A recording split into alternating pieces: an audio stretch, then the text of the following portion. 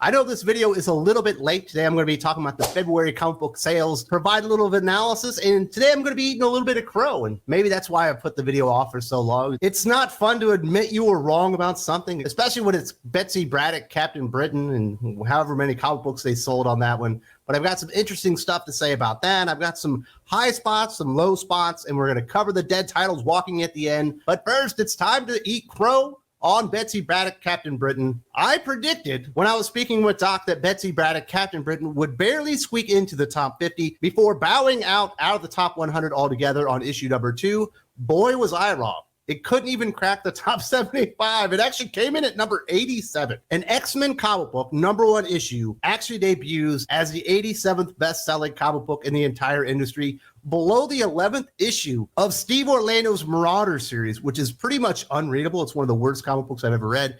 And even below Legion of X, another equally trash comic book, and well below Bishop War College. Not exactly a big name hero within the X-Men universe. Pretty pathetic stuff, but I guess I was wrong. I had faith that maybe there would be enough variant covers and people would just come out for a #1 issue that it would prop up the sales at least in the top 50, and boy was I wrong.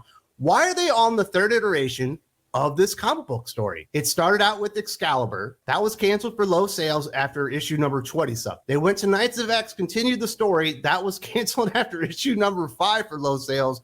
They rebooted it with the same story, same writer, and now it debuts at issue number 87. There's no way Captain Britain makes it to issue number 6 under Chitty Howard. I do not know why. They continue employing her in the X-Men office, but they continue to do that, and I am eating crow today because I don't know what I was thinking, thought that Betsy, Braddok, Captain Britain, a #1 issue, would actually crack the top 50 for Marvel. But we do have some good news for Marvel Comics fans. It's not all bad. Look at the sales on Moon Knight at issue number 20.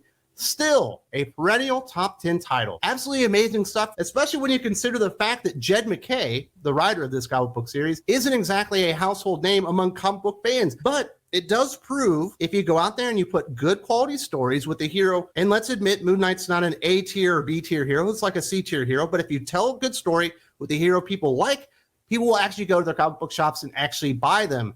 Why Marvel doesn't continue with this practice, or maybe DC steal this one out of their toolbox, I do not know, but it's good to see that people will support comic books that don't include Batman and Spider-Man on them. And I'm glad to see that Moon Knight is still in there because it has been a solid, if not very good book, pretty much the entire run. Where does it go from here? Is it going to maintain its spot in the top 10? I don't see any reason why not. We're not seeing a lot of titles out there garnering a lot of interest among hardcore readers, and that's a good series. People have settled into it, and I think they're going to continue supporting that one. So that's an enormous win for Marvel Comics.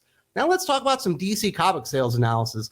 Not exactly a big win, in my opinion, for comic books associated with the Lazarus Planet event that basically kicks off Dawn of DC, the big initiative from DC Comics to bring hardcore lapsed readers back into comic book shops and supporting DC Comics. Not one of them cracked the top 25. In fact, the Omega issue, actually written by Mark Waid, an actual good writer, barely cracked the top 30, coming in at number 29. I would say this is a major league whiff on the part of DC Comics. They were expecting Lazarus Planet to garner some amount of interest. It is a DC Comics event, and it is basically the launching point of Dawn of DC. And look at Monkey Prince. Poor Monkey Prince and Gene Yang sitting down there at number 163. It's a character nobody's really interested in. He's supposed to be the big breakout star of Lazarus Planet. It is a vehicle to make Damian Wayne seem more important and launch Monkey Prince into a more prominent role within the DC Comics universe. And it has failed basically on every level. And the worst part of this is, I guess if you want to squint your eyes and turn your head, you could say, well, it's kind of win for DC Comics. Even though it didn't actually sell well, and as far as events go, it was absolutely pants by everything that Marvel Comics were doing. At least it cracked into the top 50. Is that the best DC Comics can do nowadays? Release an event fronted by Mark Waid, one of their premier writers, and they can barely crack the top 50 after the alpha issue. DC Comics has a lot of work to do to garner the trust of their fans back into the publisher. It looks like perhaps they've done that with Superman. We have seen the Superman sales rise. We've seen Action Comic sales rise. Obviously, changing out John Kent for Clark Kent, the real Superman, has certainly helped. But that first issue was also very good, and hopefully there are brighter days ahead for DC Comics. But if they expect people to just show up for Night Terrors because they spelt night with a K insinuating that it's a Batman event, even though we know that it's not a Batman event. They got another thing coming. They're going to have to work a lot harder than just putting events out. They need to actually give people a reason to trust the publisher again, and it does not feel like they've done that. Next up, look at the Avengers franchise. Without Donny Cates there to really lift the sales and interest on Hulk and Thor, we've seen those two titles tumble out of the top 10, top 15. They were there perennial when Donny Cates was writing it, and they're on their way down. Scarlet Witch #2 is sitting there inside the top 20, but do you really think a Steve Orlando written comic book is actually going to maintain itself anywhere inside the top 50? He's one of the worst writers in the history of comic books, let alone this very moment in comic books, and he's absolutely terrible. There's no way that's going to hold up. I guess there has been some renewed interest in Avengers, sitting there at number 24, but really that should be a top 15, top 10 title. And Avengers Forever is actually connected to the exact same event that Avengers is connected to, so obviously people aren't showing up for Avengers Assemble. It's not really propping up the sales in other comic books, and they are absolutely missing the Donny Cates magic within the Avengers office. He was absolutely doing very good. He was absolutely doing wonderful sales as far as Hulk and Thor go, really maintained the interest in Hulk, which obviously Al Ewing had created before then. And I would say that Immortal Hulk, at least the first 23 issues or so, are better than anything Donny Cates did.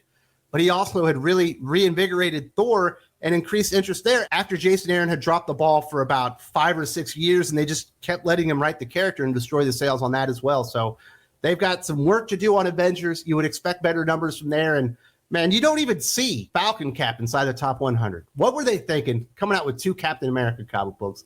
Absolutely stupid idea. Finally, let's look at the bottle for the #1 spot. And once again, Amazing Spider-Man outsells Batman. This is trending in a very negative direction once again for DC Comics. Batman is the only thing that sells for that publisher, and it entrenched itself as the #1 selling ongoing for a very long time. The only time we've really seen Batman not at the #1 spot was the last 15 issues or so of Tom King's run, when people had actually figured out that he was one of the worst Batman writers in the history of the world, and they absolutely hated what he was doing. I like Chip Zdarsky. I thought that very first story arc with Failsafe, not including the ending because I thought that sucked, but I thought that was a really strong start for Chip Zdarsky, and it felt like people were going to get really into his Batman run. I think Jorge Jimenez leaving Batman temporarily has hurt the sales on the title, and I think he just went to a really weird place after that, him being Chip Zdarsky, and it really hasn't continued interest in the character. And the worst part about it is, I would say that Zeb Wells' Amazing Spider-Man is the inferior comic book than the Chip Zdarsky Batman run, even with Mike Hawthorne on art instead of Jorge Jimenez. So I don't know what's happening at DC Comics, but that has to get them worried. We've seen sales on Detective Comics, a perennial top 25 seller, tumbling basically outside the top 100, or at least flirting with it. And now we're seeing Batman knocked off its top perch. And it's not like this is a reinvigorated Spider-Man run. It's not like this is an Amazing Spider-Man story people have been waiting for like 10 years and they're finally getting it. It's pretty mediocre stuff, and it's still outselling Batman. I don't know what DC Comics have to do, but I think they've absolutely saturated the market with Batman content, and I think they've dwindled interest in the character as a result. I understand why they did it, considering he was the only character that really sold, regardless of writer, and you could do miniseries and everything with him. But you can only handle so many Batman-related comic books in a month. They were doing basically half their line being associated with Batman for the last years. And I think we're finally seeing those third and fourth order effects where people kind of start getting turned off the character. You can only buy so many Batman-related comic books before you say, you know what? Maybe Batman isn't my favorite character anymore. Or what am I doing? And like I said, the bad thing is I think Chip Zdarsky has a good place to go here. And I think there's a lot of potential once he stops doing whatever he's doing right now and gets back to doing stuff like that Failsafe story that was actually pretty exciting and really had people buzzing about the Batman series. But that's 2 months in a row where Batman was not the #1 selling comic book. Only Tom King has been able to do that like in the last decade or so. So not exactly good news. Now let's talk about the dead titles walking. These are the titles outside of the top 100, and some of these are actually outside of the top 200. This analysis is courtesy of Comic Book Revolution. I believe the analyst's name is actually Rock. He says Marvel Comics had 22 dead titles walking out of their 72 new titles in February 2023. This means 29% of all Marvel Comics new titles in February were dead titles walking. This was down from the 24 dead titles walking from January. Year over year numbers were up as Marvel only had 10 dead titles walking in February 2022. DC Comics had 19 dead titles walking out of DC Comics' 42 new titles in February. This means 45% of the new DC Comics titles in February are dead titles walking. This is down from the 27 dead titles walking they had in January, which comprised 49% of DC Comics new titles. Year over year, numbers are also down as DC Comics had 26 dead titles walking in February 2022.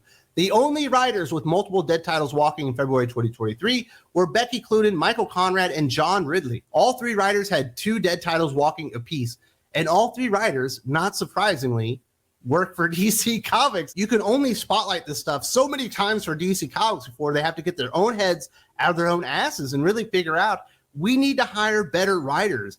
Yes, John Ridley did 7 Years a Slave, and it was critically acclaimed as a movie, but he's proven time and time again he cannot write comic books. I don't know who thought Cloonrad would be a good idea for Wonder Woman, but they've essentially killed a character that wasn't selling before and knocked it down into the abyss of comic book sales, almost being outside the top 200 on a pretty damn regular basis, and then back that up with another Batman-related series, Batgirls, which obviously had to get canceled. It looks like Cloonrad are likely done with DC Comics. Wonder Woman is canceled. Tom King is coming in. Batgirls is canceled. Don't know that one's going to be relaunched, but the 2 titles that they were working on are no more. But John Ridley is still going to have at least one title because I Am Batman, I believe, is canceled. And then he's got his GCPD Blue or whatever, his cop thing that he's doing where he's knocking on the police and stuff like that. People don't come to comic books for the most part for really in-depth introspective stories on modern culture and stuff like that. They come to DC Comics and they come to Marvel Comics for superheroes. And if you can't get the superheroics right, why the hell should they keep buying your comic books? Hopefully DC Comics are able to turn the tide because they are on much worse shape than Marvel Comics at this time. I want to thank you very much for joining me today and listening to my comic book sales analysis for February 2023. I will not wait this long to do the March sales analysis. It'll be out a lot sooner. Didn't really enjoy Eating Crow. I thought Captain Britain would sell better, and it absolutely bombed. But the comic book sales debate that's been running on in comic books for 5 years or whatever, it's all but over now. I did this video analysis, really striking stuff, just how bad comic book sales are in local comic book shops right now. You haven't seen this one. You have to see it to believe it. All factual stuff here, and I made it just for you. There's also a link in the video description.